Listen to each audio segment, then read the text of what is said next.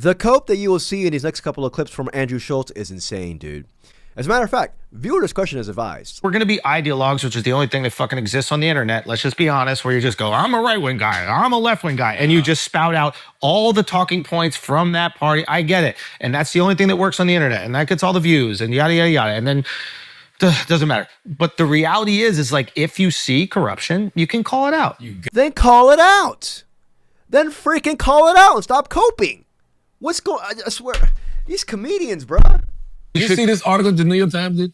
I saw, this is like classic fucking, I just saw the Instagram post where they did the slide throughs of it. Major tech and media companies have paid Donald Trump $90.5 million in settlements since his reelection. You guys are worried about what he's getting. That's the most foolish thing. It's like, this is like, you're caught up in Prince Hard gave Mr. Trump a $400 million Charlemagne. And he will use like, his Air Force One while president. You're doing the low IQ. You're doing the low IQ corruption. Look like at all the deals Kushner and yeah, like those no, but like just pointing this shit out is like, of course, is Charlemagne pointing this out is the dumb stuff. No, it's not. Can I just finish the sentence?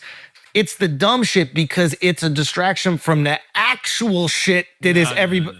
We can do both. We're smart enough. We're smart enough to call it all out. This donut literally just said, if you see corruption, then call it out. Charlemagne hands him the corruption. He's like, hey man, this is corruption right here. And Andrew's just like, oh, I mean, I don't know, you know what I mean? But that thing over there. I'm just, it's enough with it already, dude. Where's his backbone? This man, I'm sick and tired of the bootlicking, the fence sitting. You know what I mean? This free speech warrior was bitching for years. Now all of a sudden, evidence is handed to him in a silver platter of corruption he himself has recently stated he's not on board with. Yet he's still not freaking condemning it. Not even condemning it. He's still not even voicing his own opinion in his own matter.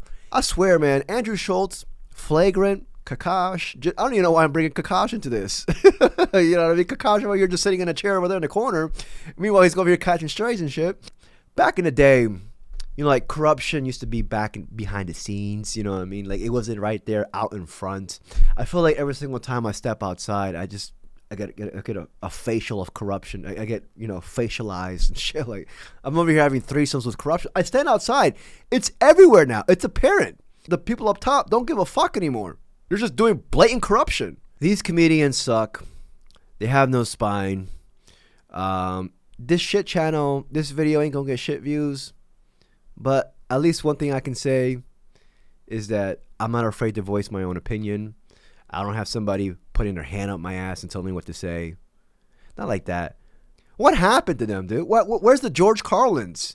Where's the Richard Pryors? Who actually were hilarious, but also had something attached to it. Something meaningful to say. What the fuck's going on now? Make comedians great again. Anyways, this video is going to be about Andrew Schulz. So if you enjoyed this video, please like and subscribe. I truly appreciate it. So this next clip, I'm going to show you guys with what he's saying. It's regarding Bill Clinton and how he can face contempt charges after failing to appear to his subpoena dispositions. So it's regarding Bill Clinton, dude.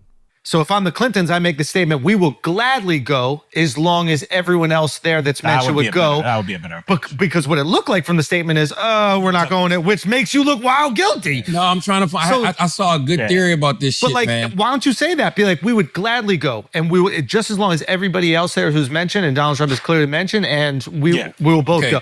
That's fine. Now you're putting pressure instead of backing off and looking guilty. I don't give a flying fuck if Bill Clinton is on that list. It definitely seems like he was, and he did some suspicious behavior in the past.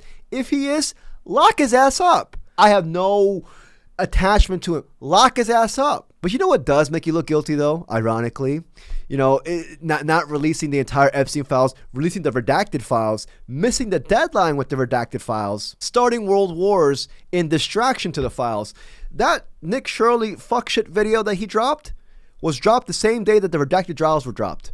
There's a reason why everybody in the Trump cabinet retweeted that video. You know what I mean? It was a whole distraction ploy. Kidnapping dictators, starting world war. There's actually leaked audio of Trump saying, start world wars. I don't give a fuck as long as those files don't come out. That's right there, distraction. But not showing up to this whole thing is a distraction. He calls that out. Come on, dude. And even the own Brilliant Idiots comment section continues to flame Andrew in every single episode, especially because they always talk about, they have like a segment regarding politics and shit. Look, I'm showing you these comments. Everything's about Andrew Schulz and shitting on him and how he's just always cucking for Trump. I keep saying this in my previous videos. People keep writing, Akash pretty much outed himself as a cuck. But I keep saying to myself, I don't know. I kind of feel like Andrew is a bigger cuck than Akash. Like, if you think about it, at least Akash gets to sleep in the same bed with his wife, who's over here, you know, demeaning him, whatever the fuck. Andrew's not sleeping in the same bed as Trump. At least Akash gets to see fucking his wife naked and shit like that. You know, I don't know if he kisses her like that. Andrews ain't doing shit with Trump. He's over here cucking for nothing. I think Andrew's a bigger cuck than Akash. Honestly, like, you know what I mean? It's kind of hard to be. They're both cucks, dude. They're both cucks. You know, the flagrant cucks. That's what they are right now, man. I like how I just talked about Trump being naked. Not for real, man. Enough with this. What they showcase is Americans aren't eating first. All these things showcase that Americans aren't eating first, and that's what the fuck Americans are feeling right now. You're Why right. are we eating last? But who ran on America first? Charlemagne, we're not saying the same thing right now? Got him. You see how this man had no response? He was over just like... One thing I want to state is, it doesn't matter which side you're on, whether you're in the left or right. Just admit that you were wrong. And I can at least have some sort of semblance of respect for you. Not even, fuck me. Like, seriously, fuck me. The public, your own audience that actually financially supports your lavish shit lifestyle that he has. Be honest with them. Oh, but the Jasleen episode when you try to, you know, redact honesty from your own fucking program, covering it up, saying, oh, the Jasleen allegations were never true. And then they make a mockery of it. His own audience turns on him. Come on, man. What happened to people saying, hey, man, I was wrong. I fucked up. You know what I mean? You know, why can't people do that anymore? It's not embarrassing to do that. What is embarrassing is you continue to friggin' trot on your own L and continue to walk blindfoldedly into your own inevitable downfall. That's embarrassing. Like, it's evident. He's backtracking. You know, this recent episode of Flagrant just dropped, and he's over here talking about how ICE is, you know, he's not on board with what ICE is doing right now, especially in Minneapolis. Shout out to the people in Minneapolis. Stay strong. It's super, super tragic what's going on right now there. But look at this. Are we arresting criminals anymore? I think we got all of them. Did we get them all? Yeah, It we got turns them. out there weren't that many. I think it was like week wasn't one. that And then it many. was They got like, every criminal week one. yeah. And now it's just people Yeah. working. All the guys at Home Depot. Yeah. Yeah. Because now you're getting people mixed up in the crosshairs. Talk to me. Because if they're like, I don't know, apparently like they're not named. Like apparently they don't have like. Well, yeah, they got the shiesties on. exactly. It's yeah. insane, Yeah. right? It is insane. Yeah. Yeah. It's a Sure, tough you look. should have to And I show think your that, face. like, because we don't see it in New York, like we're like somewhat detached from it. New Yorkers would not be going with this shit at all. But then Like, you can see it. It's evident. I actually believe him there. He's not on board with that. I believe him. But somehow, some way, he still continues to cuck for Trump. Not even cuck for Trump. Fuck that. Just continues to backtrack from his own reality. If we even go further back, like, I think it's like why a lot of people felt disillusioned by like Biden and Kamala. It's like their handling of Gaza was atrocious to a lot of us. Yes. And it was just really, But- and it was really hard to see that and not see any pathway forward, not even seeing them talking about the stopping of it, not even seeing them even mention a plan or anything about it. And like, it was just really difficult to see that. It was really difficult to see that destruction. It was really just difficult to see fucking He death. also told us that he wasn't going to be the president of war. Sure, it was really difficult. We're not talking about him right now. We're really difficult to see. No, I'll give Andrew this. It was really difficult to see, you know, everything that happened beginning during the Biden administration with Israel, Gaza, because it happened during Biden. It was frustrating and really tragic. But I like to think, considering what happened last year, bombing Iran, even reports that another war might happen. His own daddy, Bibi, was in the White House recently earlier this year during the New Year's, so God knows what else is going to happen over there. So I'm just like, what are you trying to say? It's only gotten worse.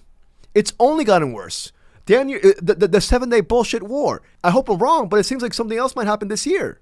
Just like, and he's saying this as if Trump isn't the most pro-Israel president of all time. As a matter of fact, Mark Levin said he's the first Jewish president. 6 years ago, I was up here, and I said, this is our first Jewish president. It's true. Now he's the first Jewish. Why a lot of people felt disillusioned by like Biden and Kamala. It's like their handling of Gaza is atrocious to a lot of us. He just continues to backtrack, continues to toss in just stupid ass narratives. There's no room for that anymore. Anyways, Andrew Schulz, I can't, dude. I really can't. Yeah. I don't know. I'm hungry. I'm gonna go eat a cookie. If you enjoyed this video, please like and subscribe. I truly appreciate it. To the next video. Peace, y'all.